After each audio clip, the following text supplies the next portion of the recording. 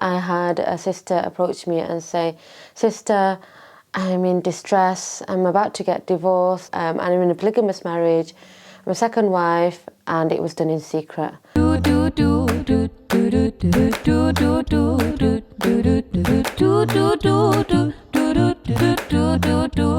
Assalamualaikum warahmatullahi wabarakatuh. I'm Nazma. I'm a psychotherapist based in the UK, and I would like to address a particular issue around polygamy. I had a sister approach me and say, "Sister, I'm in distress, I'm about to get divorced, or I'm in a polygamous marriage, I'm a second wife, and it was done in secret." And I want to address this whole idea of how we get married, particularly for sisters going into polygamy. This video, it's going to be very easy flow. I just want to kind of talk. I don't think I'm even going to edit it, to be honest. There might be some ranting in there, some opinions that people might not agree with, but I'm just going to go ahead with it anyway, because I'm seeing this particular thing come up, and I myself have experienced this. Brothers approaching me, wanting, to get married, but it has to be done in secret. And I am of the camp that I do not agree with secret marriages, and this whole video is going to be around why I was of that opinion a long time ago, and I'm still of that opinion right now, and what's happening to sisters who are going into these situations. So I'm going to tell you a story, because stories really help us to connect. So imagine a sister, her name is Aisha, she's 45 years old, she's been married maybe once, even twice, and she ends up on, a matrimonial site, or she meets a brother and he is considering polygamy. And the story goes is that he himself is married. He's been married 15, 20, 25, even 30 years, and he's unhappy with his wife. For whatever reason, either, his parents chose that girl for him and he wasn't happy, they don't get on, he had to go back home, wherever that back home might be, Pakistan, Bangladesh. I've had people from, like Palestine, wherever it might be. And so they've had children together, they've lived together for 20, 25 years, and the reason that he gives the sister for marriage is that he's unhappy with his wife. And so when they get talking, some of the conditions that's put on that marriage is that, when the sister is asking, does your wife know? Yes, she knows, I've been saying for a while. Can I talk to her? No, I'll sort it. Can we tell people? No, we have to have it a secret. And, this is my advice. I'm going to actually do it in two parts.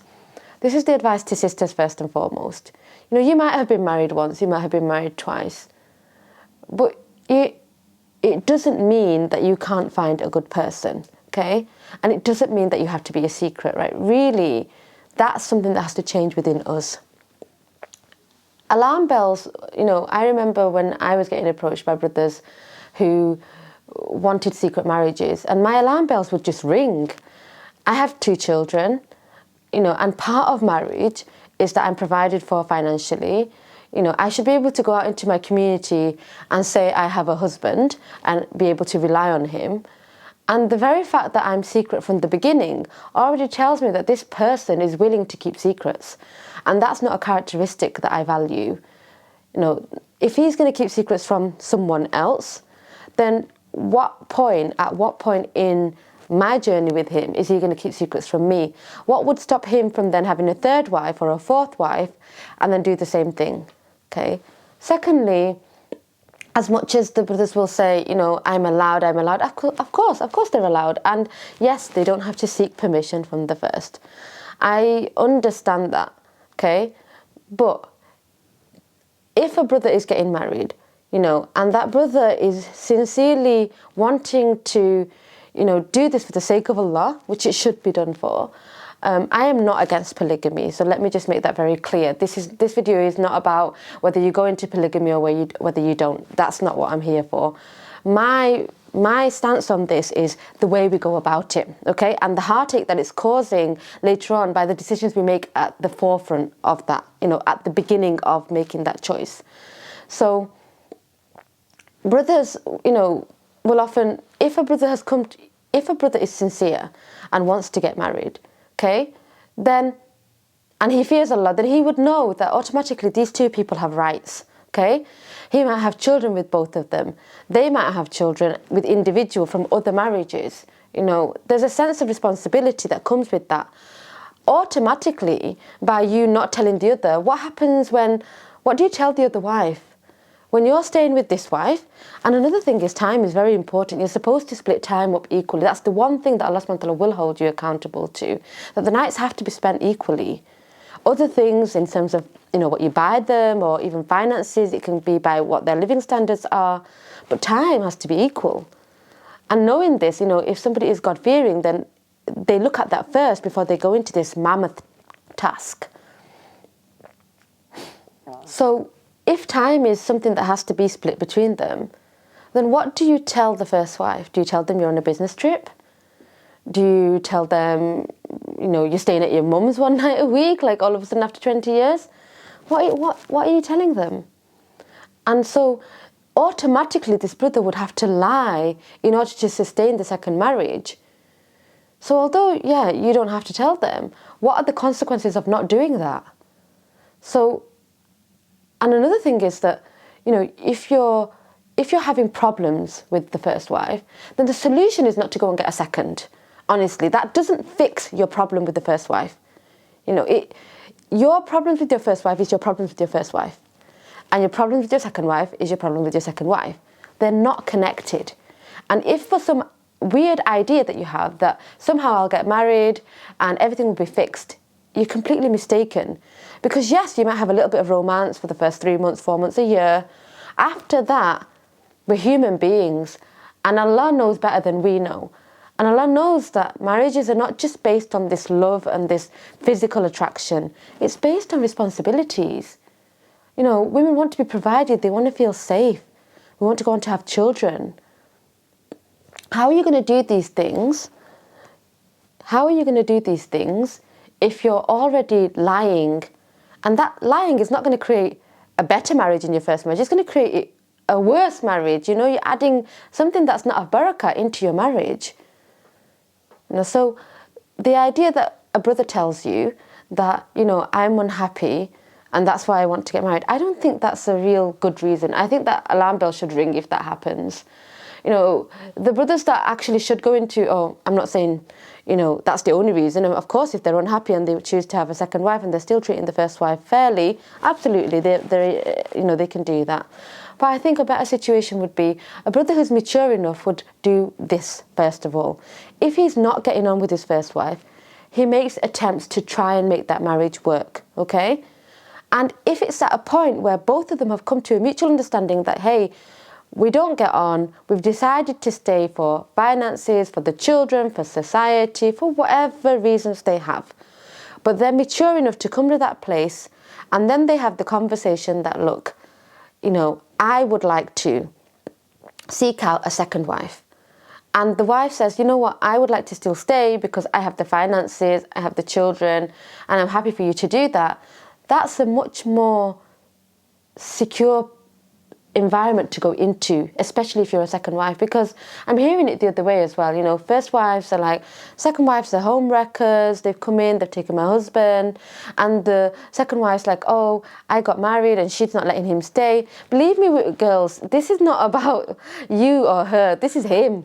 Don't start fighting about, you know, with each other. This is him. He's the man. He's responsible. He's the one that's making that choice. He's the one that's making a choice to marry two people.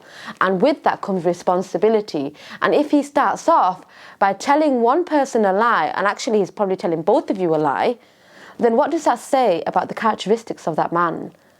Okay, it doesn't say much. And then for you afterwards, you know, it's heartbreaking to talk to you sisters. I've been speaking to so many sisters, revert sisters, people who are born into Islam from different cultures, telling me how broken they are, men who have lived with them for a few months, for a few years, and then once that novelty wears off, the same story, you know, my first wife found out, she's not happy about it, and at the beginning he's like, you know, I'm a man, I can make that choice, I'm not under my wife's thumb, I have a right, this is Islam.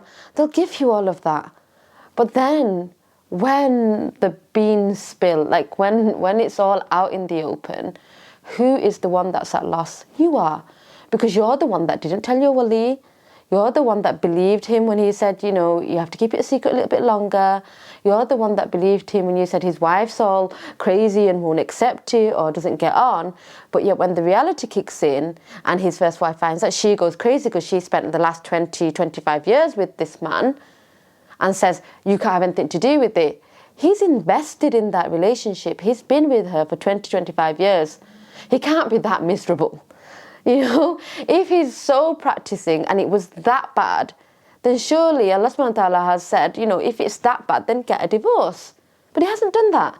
You're the one that's divorced with children looking for a second husband. You're the one that's thought you've also been in a relationship where it's been rubbish and you've got out of it, right? You made that choice. Why has he not? We have to think. We have to think. So this, again, for me, would indicate this man is not somebody who can make decisions for himself. He's willing to stay in compromised situations. If it's that bad and he's not got out, and then he's saying he's not done any of the work, he's not been able to come to a mutual agreement with his wife, and then he's looking for me in private, I'm sorry, but that's not good enough for me. And that's what you've got to think. This is how you've got to assess. No, I know it's hard when you're alone and you want some company, but that's exactly what he's going to do. He's going to use you for company, and he's going to use you for physical reasons, you know, in the name of marriage. And what it does is, it's sad because it slurs the name of Islam as well. People have such a bad rep about polygamy, and this is exactly the reason why. You know, there is nothing wrong with polygamy if we can manage it well. And it isn't for everybody, and I understand that, but we don't blame the deen for that. That is a weakness in ourselves that we have to look at. That, you know, I'm not coping with that, or that's not something that I can live with, and those are my things that I've got to look at. That's not because Allah subhanahu wa ta'ala has, you know, ordained something and it's wrong. But if somebody comes to you, you know, waving the flag of Allah, like, I'm allowed to do this, then they should be courageous enough to see it through on all levels. They should be able to fulfill your rights as much as their wives. And so what you will end up with is feeling rubbish, I tell you now. You will feel like you were used, you will feel like you were cheap, you will feel like you were lied to, you will feel scared that he's going to divorce you again because he's more invested in the 20 years that he's had over there. He's had a few months with you, his wife's found out, his family's going to find out. He can't handle that, you know, poo-poo coming at him. He can't handle it. And you know that this man's character is like that anyway, because if he could have handled it in the first place, he wouldn't be in a 22-year marriage that's miserable. He wouldn't be giving you that story. You know, you'd rather somebody that was honest and say, look, you know what, it's not my preference. I would prefer somebody that I could talk to in the UK, connect with a little bit more. You know, my wife and I, we're okay. We don't get on all the time, but it is what it is. And I've had children with it and I'm staying committed. That is a better option for you because that is an honest man. And in the end, honesty will serve you. It will help you. Because, believe me, once all of that beginning stuff's gone and the romance is gone, you will need security. And then you get to the stage where I have sisters on the phone, he's about to divorce me. You know, he's choosing her over me. And then you're left with another heartbreak. And he will do it because he didn't start off honest with you. You were the side bit, you were the secret, you know, you were the lie. And he could, while you're a lie, it's okay. But when you become a truth, it's not okay. He can't handle that. And then what are you left with? You have to face your family. If you have children, they see a mother who's going to go through this again, another divorce, you crying, you're trying to pick up the pieces, your self-esteem is going to drop. You might get attached to this man. And then there's a group of, you know, brothers that I'm noticing, you know, who will use this thing for marriage as if it's a game. You know, it's like halal dating. They'll marry a woman today and a month later they'll just divorce her. And they'll say, we're allowed to get divorced. No, marriage is not a game. It's not something, a woman that you can just pick up and then say, because I'm married to her, that's okay. You know, and then I could just leave her. Our marriages were not based for that. You know, our marriages are the baseline of our societies. They build our foundation for our children, the security for women, roofs over our heads, and a sense of steadiness. Somebody we can rely on, companionship.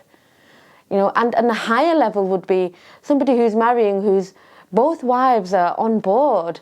They want good for one another. They know that it's not just for dunya. And it takes a lot of strength in this day and age. Sheikh Albani actually doesn't recommend people getting married these days as polygamous, in a polygamous marriage, because of how much society has changed. And I don't think that he said that lightly, because we haven't grown up that way. We don't often see good models of single marriages, let alone polygamous marriages. I'm a marriage counsellor. The amount of times people are getting married, spending 50,000, 60,000, 70,000 at a wedding, and then getting divorced 6 months later. We're not even functioning on singular marriages, let alone polygamous marriages. But yet again, I stand by this. I'm not in disagreement with polygamy, and I'm not for polygamy. That is something that each individual has to decide for themselves. Where I do advise is, if somebody says, oh, Islam is backwards, how can Allah allow this? That's where I disagree, because Allah knows in His wisdom why He allows something. And in the past it's worked. People have lived polygamous marriages and lived very successful polygamous marriages. And just because it's not working for whatever's happening in this day and age doesn't mean it's outdated. It just means we ourselves have to look at ourselves and say, am I ready for that? Okay? And my advice sincerely to sisters, to sisters first, okay? Think about the brother you're marrying. Think about the things he's saying to you. I've talked about this throughout this video. Assess for yourself. Why am I going into this? Why should I be a secret? The moment he says a secret, your alarm bell should be ringing. Why doesn't he tell his wife? If this guy is willing to start on a secret with me, what other secrets are there going to be in the future? And for brothers, it's why are you going into secret marriages? If you're not getting on with your wife and it's really that bad, then look within yourself. You've stuck with it for that long. Why did you choose to stay? Is there something within yourself that you're not willing to make a choice? If it's really, really bad, then what's happening to the children in that marriage? What are they observing? And if you are going to take on a second wife, then remember your duty to Allah, remember your responsibilities. Because these are women with emotions and attachment and a sense of responsibility, and you're a leader over them. You're somebody who's supposed to take care of them, provide for them, nurture them. If you're starting off with giving one everything, so the whole world knows about one, and the other one's a little secret in your pocket, how is that fair? We keep talking about this fairness. You have to spend equal time with them. What would you be telling your first wife? And I think sometimes brothers are making these choices because they're too afraid to really look at the bigger choices that they have to make. So they think, if I do it this way, I get a little bit of something until it backfires. Until your first wife finds out, and then all of the stuff that you said, that I'm not under the thumb, and I'm my own man and I can make my own decisions, goes down the drain. You don't do that. You're like, she's going to leave you, or she threatens you, or she says, I'm going to tell your parents, and I'm going to tell your friends. And then your alarm bells are like, oh my God, I'm going to be shamed. And what do? You just abandon the second one because there's less to lose with the second. But she didn't go into it for that reason. She went into it genuinely believing that you're going to take care of her, believing you. And you will have to answer to Allah on the Day of Judgment for that. Jazakallahu khairan for listening. If anybody would like to contact me or to speak to me, you can find me on Instagram, Nazma Khatun Official. Thank you. Assalamu alaikum.